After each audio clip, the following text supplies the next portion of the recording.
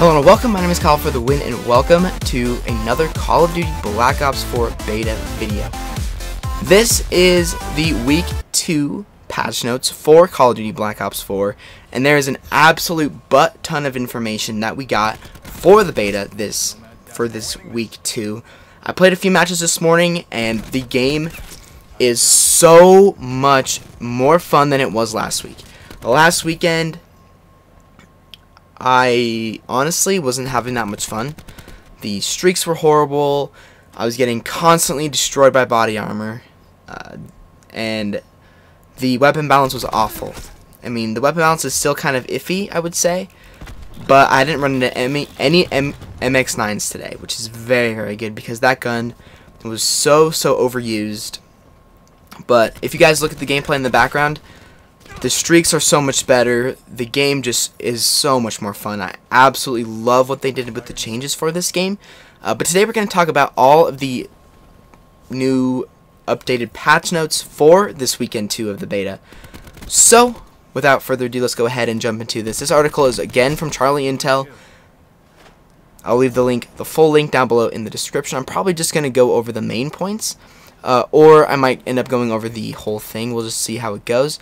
But starting off with the general fixes, so for the stability and performance, matchmaking optimization fixes to reduce a number of network disconnects, several hitches, resolved UI errors. This is kind of just boring stuff. Fixed crashes and freezes, and fixed scoreboard issues, and then some map changes. Performance optimization pass across all maps, addressed several collision bugs across all maps, and addressed many gameplay impacting issues like bad lines of sights across maps. So then we're jumping over into the features. Some of the features is that the reduced match start timer to 70 seconds. Thank goodness. Last week, waiting 120 seconds for the game to start was a long time. I didn't mind it because it gave me plenty of time to tinker with my classes and stuff, but then you factor in the 15 seconds before the match, the total of 19 seconds before the match starts, so that it was a little much, I'd say. So I'm really glad they fixed that.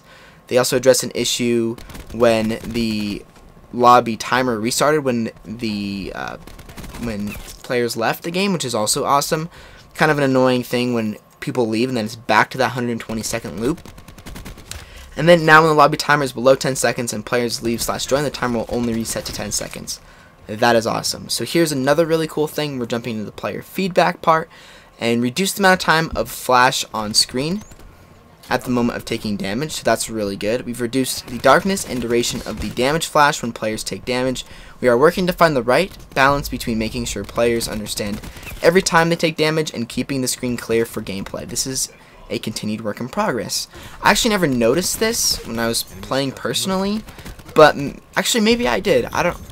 I mean, I just played a few games today, and I guess that makes sense. When you take damage, your screen kind of turns red a little bit, but it has always in Call of Duty, but then the muzzle flash from your weapon kind of makes your line of sight a little bit more difficult, so I'm glad that fix has been done. And a movement, another big one that was a big issue. Reduced default jump height, added tuning that scaled down jump height on subsequent jumps to prevent bunny hopping. Again, I never really ran into any bunny hopping players. I did run into jump shotting players, which has always been in Call of Duty, but I never really noticed a bunny hopping player when I was playing the beta last week. So I'm really glad that change is being addressed because I have seen gameplay of that happen, but it personally hasn't happened to me. Reduced default slide speed and reduced default slide distance, so I guess that's a good change. Again, I never really noticed this too much. So the spawns have also been adjusted in Domination, so that's awesome. I like that a lot. And then the gear, this is a big one as well. Body armor. Fixed a bug where explosive damage was not damaging body armor or the player wearing it. That is huge. I didn't even know that was possible. And again, addressed an issue where players wearing body armor had no flinch when taking damage. If you guys watched my 1-hour beta gameplay last weekend, you guys consistently heard me complain. Body armor is so overpowered. Body armor is so annoying. I can't believe I lost that gunfight because that dude had body armor. Now I know why. The guys had no kick when they had body armor. That I can't. That's so surprising. I'm really glad that was fixed. I never noticed that. No one knew about that. I never saw that in any videos or anything of that nature. I'm so glad that's fixed. That was one of the most annoying things I've found in this game. Just besides the weapon balance, just getting annihilated by players using body armor, and it's because they had no flinch. So that's huge. I'm really glad they fixed that. And player wearing body armor is now dealt a percentage of damage rather than the armor blocking full damage, and killing a player with body armor now awards an additional 25 score per kill. So that's awesome as well. I actually haven't run into any body armor players today, on the enemy team that is. So I think body armor has been fixed to where it's balanced now. It's so much better now. I hardly ever run into it. Again, I think it might have been because I was playing against players of not that high of a level. But also, I was playing against level 34s and 35s, and again, I was not getting melted by them, so I just don't see body armor that much anymore. And the ComSec device has also been buffed as well, so further reduced cost to earn score streaks with the ComSec device for the following: RCXD, UAV, care package, counter UAV, attack chopper, strafe run, strike team, and gunship. That's awesome. ComSec device should be used a lot more than it is, in all honesty. It's basically hardline, so that's really cool. So stim shot has also been changed a little bit, and for both standard heal and stim shot heal, time to full health has been sped up with an increase in the cooldown time. That's really cool as well. And equipment charge, all equipment will charge faster with this gear. That might have not been a change, so that's just, I think that is just a brief little thing. And now we jump into the perks. Dead silence, increased dead silence effectiveness versus acoustic sensor by reducing the range at which acoustic sensor can detect a player with dead silence. Flak jacket, reduce explosive damage protection. Never really noticed an issue. I don't really run into flak jacket that much, and when it comes to explosions in this game, they're very lacked. I don't really get blown up that often. I think I've maybe gotten killed once or twice by batteries, grenade, but other than that, I don't really get killed by that. And another huge thing, cold-blooded has been nerfed. Thank goodness. Thank goodness. So cold-blooded, reduce the delay that AI will take before recognizing a cold-blooded player by a little over 50%. You'll need to take cover a bit more quickly when enemy AI are roaming. Thank goodness, dude. The streaks did absolutely nothing last week. The AI one specifically. I think my best attack chopper last week got 3 kills, which is horrible. So thank God they nerfed cold-blooded, because the streaks were horrible, and I think it's mostly because of cold-blooded. So that's huge. Dexterity, increase weapon hip spread while mantling and reduce slide duration, so they nerfed that one a little bit. Ghost, and decrease the time that you are protected by ghosts after you stop moving. That's a really good one. Tactical mass, reduce the amount of resistance to 9-bang, concussion, reactor core, and fire. That's really cool as well. I don't really use tac mask, but tac mask is an amazing perk. Very underrated perk as well. And tracker, increase the duration of footsteps remain in the world, so that's really cool as well. And then equipment, I don't think I'm gonna go through that equipment. It's not really necessary to go through that. People don't really, equipment's important, but I don't think I'm gonna skip over that because that's really not necessary to go over with. So specialist changes. Ajax, despite his potentially game-changing ballistic shield, Ajax has been underperforming in gameplay. So they increased his movement speed. And okay, so they increased his movement speed pretty much. Ruin, players are frolicking to Ruin thanks to his extreme mobility and best play-worthy grav slams. We've bumped up his grav slam cooldown to help focus usage and make sure everyone has a nice day. So that's really nice. They nerfed Ruin a little bit. And the reactor core, so now fire break, reactor core can be very hit or miss equipment. I agree with that, causing big plays or sometimes ending in a fruitless death. We're bumping up its damage to provide more consistency and help Firebreak hold his ground. His Purifier has also has a bit more feel to keep those heartwarming flames firing longer. So Firebreak got a buff as well. I think I agree with that one a lot. Firebreak is a little bit underpowered, I came to notice. And Torque can definitely be a thorn in the enemy's side, so this is a Torque change. However, he's still not up to snuff with the other specialists.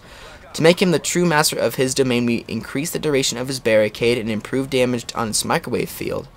Ooh, this should make Torque more effective at blocking routes, providing cover, and getting kills. Ooh, I don't know about that change, but, I mean, if they think the nerf was buff was necessary, okay. Prophet's Tempest needed a bit more oomph to it to bring it up to the level of other specialist weapons.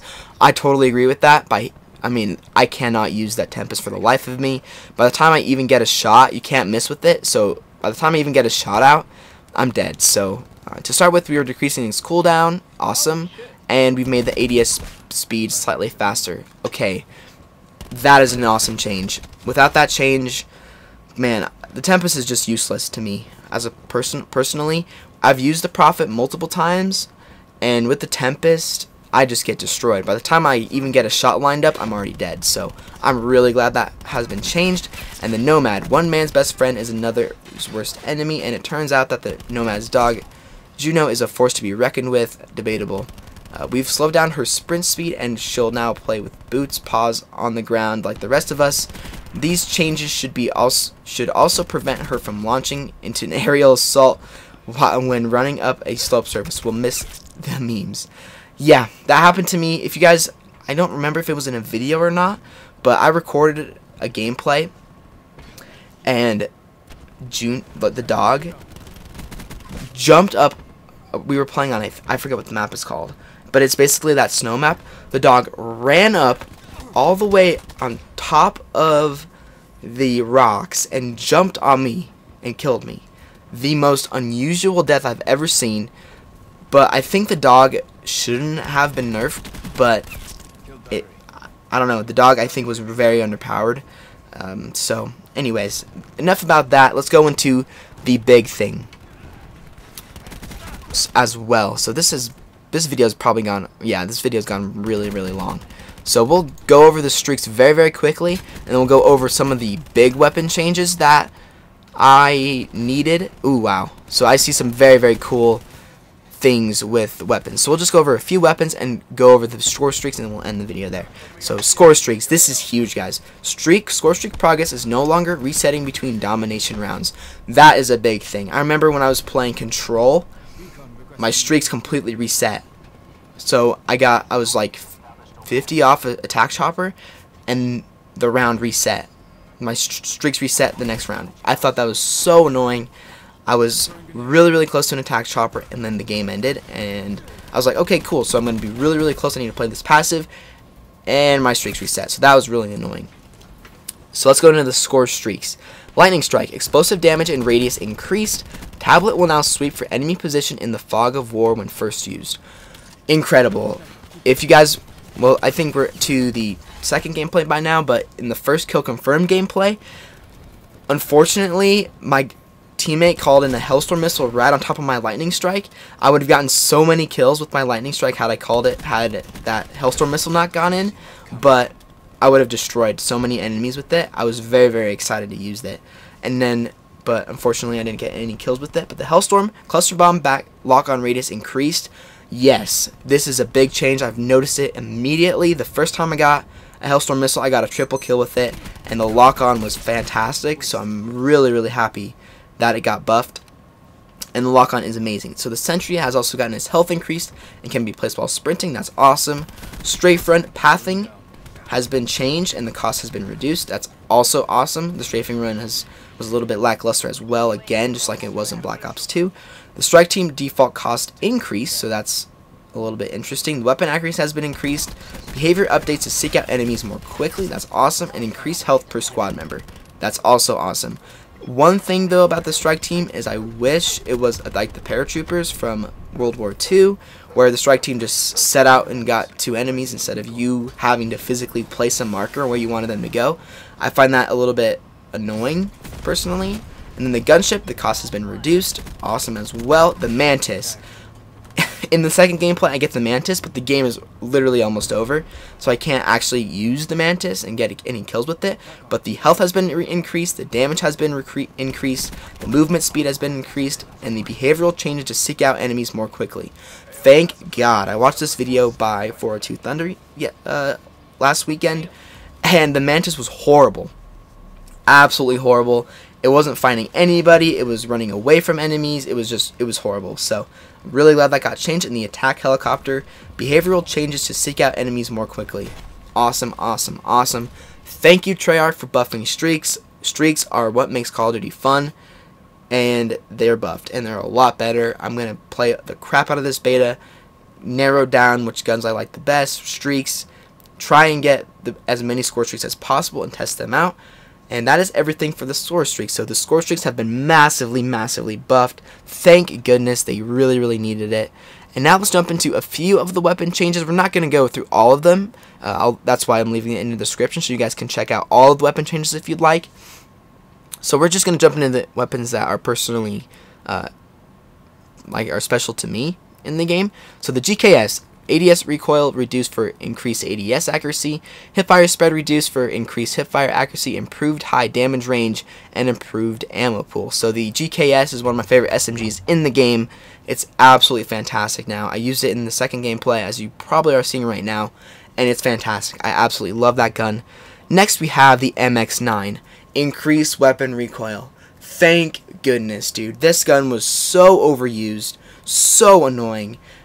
It's not annoying in the fact that besides, it's just annoying to get killed by the same gun over and over and over again. It's so frustrating, and I'm so glad the MX9 has increased weapon recoil because it needs it desperately.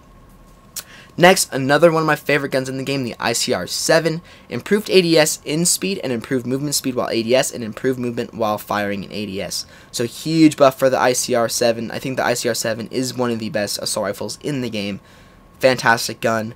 And then finally the KN-47. Of course, every gun, I'll leave this in the description so you guys can check out this the whole patch notes for you guys. So the KN-47 improved ADS in speed, increased high damage range, improved movement speed while ADS, improved movement speed while firing in ADS, and the stock attachment improved movement while ADS. Awesome, awesome, awesome. The KN-47 is another one of my favorite guns in the game. Super, super fun to use, and now it's a lot better, so I'll be definitely testing it out when I get back on the beta very, very soon. But there we go, guys. That is absolutely all of the changes that I thought were important for this week 2 of the beta, week 1 for you guys on Xbox and PC. All these changes are absolutely amazing. They really, really are making this game a whole lot better. I'm very, very happy with what they did with this beta, with these changes. These changes are fantastic. Absolutely fantastic. The beta is so much more fun than it was last weekend. Last weekend, I was like, damn it. I was really hoping this game would be awesome. And now it is. So I'm very, very happy about all these changes. Body armor is no longer an issue. And here's to the release, man. I'm very, very excited to continue playing this game and see how we can get on. But hopefully you guys enjoyed the video. If you did, make sure to leave a like. Subscribe if you are new. I know it went very, very long. I just talk and talk and talk. I apologize for that. But if you guys missed my revisiting Call of Duty campaigns video from yesterday, I would highly recommend you check that out, as well as my Dogfight 24/7 gameplay from yesterday. And I'll see you guys on another Call of Duty Black Ops 4 video over the rest of the weekend.